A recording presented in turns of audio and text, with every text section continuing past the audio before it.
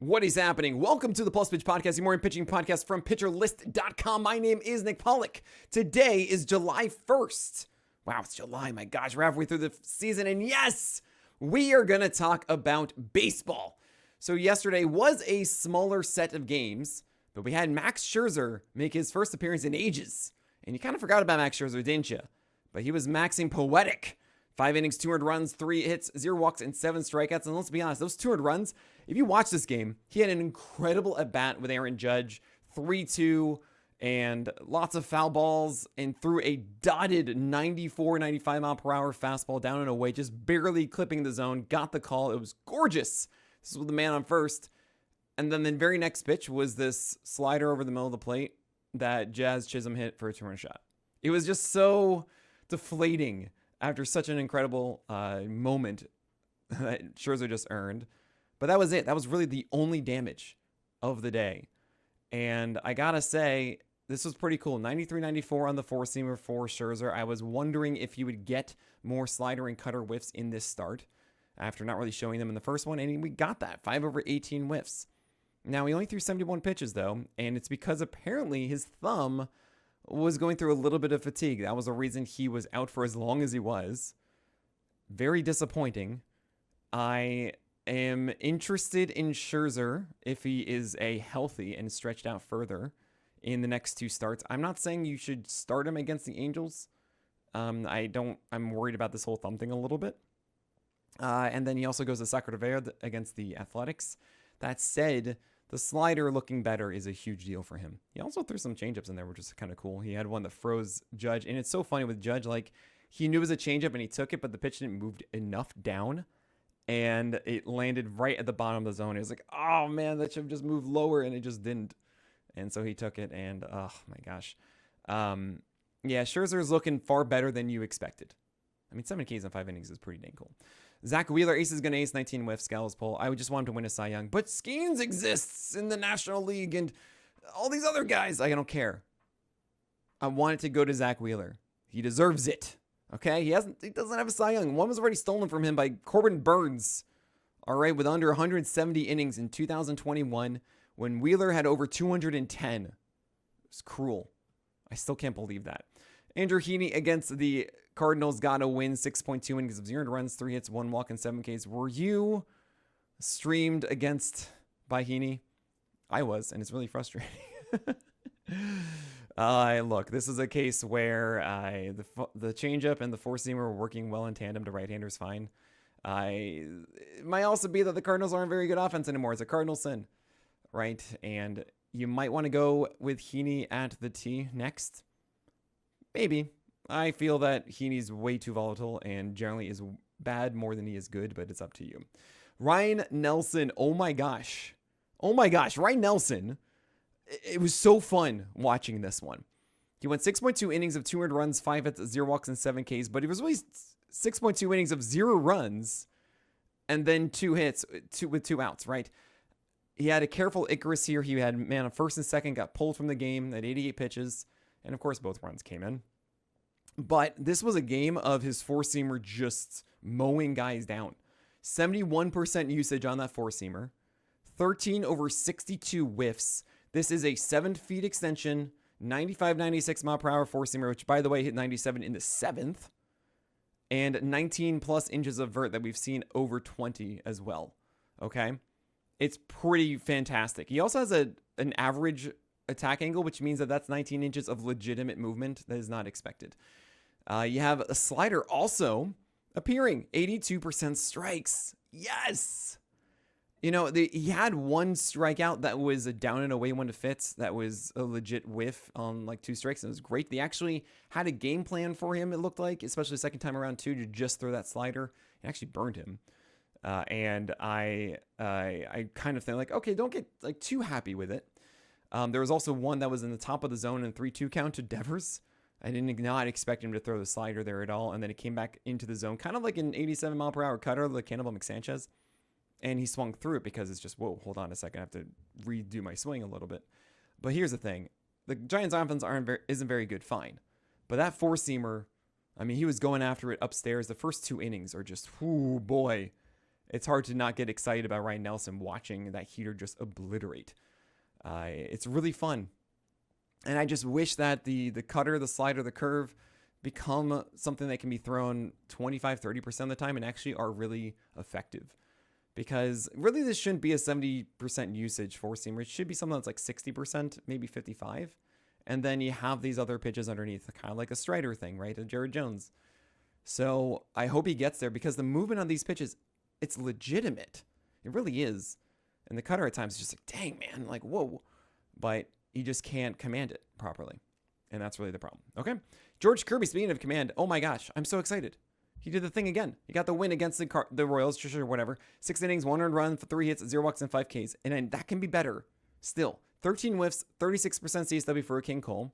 He's doing the Blake Snell blueprint. He's going upstairs with fastballs and in the lower third with sliders. And sometimes it's a little bit lower against lefties, same with the curve, which is also there against lefties. And then against righties is the four-seamer and sinker. And also, something I've been complaining about with George Kirby a ton is that he would have one of the highest zone rates with his four-seamer, like a 60% zone rate, which innately makes it a 60% strike rate, right? 50%. 50% is good. That's fine because that means you're actually going out of the zone half the time now with your four-seamer instead of mostly in the zone, getting guys to overswing at that pitch. Yes. Utilize that as a chase pitch upstairs more. Thank you. 13 whiffs. George Kirby, I think, is starting to get it.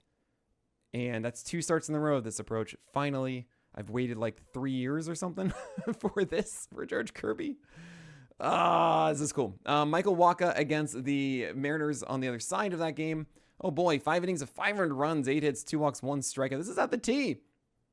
Oh man, he had a trio of singles and then a sac fly and a 3-run shot. And that really was all of the damage here against Wacha. Still, that would be what, 4 hits and 1 earned run, but still 2 walks and a K. And like, no, it doesn't work like that. He did not spot his changeup well. His sinker, his cutter, his four-seamer were over the plate a bit and just crushed when they were. I've really thought about this last week or two of Michael Wacha. I didn't notice that he had a 122 whip. And I just kind of excused a lot of the hits that he's been allowing. And maybe that's still fine to do. But he is not in that Holly tier. You know, he doesn't have a 23% strikeout rate. He has a closer to 20%. So he's really a Toby. And I reflected that a bit in the list on Monday. I put him in that David Peterson tier, I believe it was, and Chris Paddock. And I think that's more fitting. I might even say Chris Paddock I prefer right now than Michael Wacha too. Same with Peterson. You have Logan Webb doing a careful Icarus here against Arizona. 6.1 innings of 300 runs, 7 hits, 1 walk, and 7 strikeouts, and 104 pitches. It was a tough 7th frame. The win was in your hands. What happened in the 7th? It was 1-0 Arizona, and then Ryan Nelson allows 2. Essentially, they get 2 in the top half, then he allows 2 more. Logan Webb, oh my gosh. What are you going to do? It's Logan Webb. I mean, still more focus on the changeup than we've seen, which is a little scary. Because you don't want him to actually be this hyper changeup guy. You want it to be this even split with sliders, sweepers, cutters, four-seamer, and sinker involved as well. But yeah, he's going to be fine. Don't worry. Trevor Rogers had another game against the Rangers, and we're going to talk about that one. And others, of course, Carlos Rodon, Jacob Lopez, what happened there. We'll talk about all of it after this break. Trevor Rogers, 5.1 innings, 200 runs, 3 hits, 3 walks, and 5 strikeouts. It was still good. The four-seamer, 14 over 45 whiffs for that. That's what, like a 32% swing strike rate? Oh my gosh. 42% CSW. The changeup didn't earn 60% strikes. However, it did earn 6 outs. So it was still efficient for him to get to the end of at bats. And the slider and the sinker were just not well spotted. 30% strikes across both of them, and 23 thrown is just no. You can't do that, Trevor Rogers, okay? So, it's one of those cases where I saw him at his peak command last time. This wasn't, but at least the four-seamer's doing well. It is the Rangers, but to still see that four-seamer doing great things is a good sign. Hopefully the slider, will be better than, what was it, like a 28% strike rate on that one? Like a 32 on the sinker? That should be better, both of them. He also had a hit in this game, which is kind of hilarious. That's what happens when your DH gets hurt. And we don't really see that much. But I don't want to go after his start against Atlanta, but probably with the Marlins after that. I don't think the four-seamer is going to be this good. It should not be this good. Carlos Rodon against the Jays, 5 innings, 2 runs, 5 hits, 3 walks, and 4 Ks. A dusty donut here. You don't really like that whip, only 4 Ks. He didn't get the win. He didn't have his slider and changeup as much as he used to.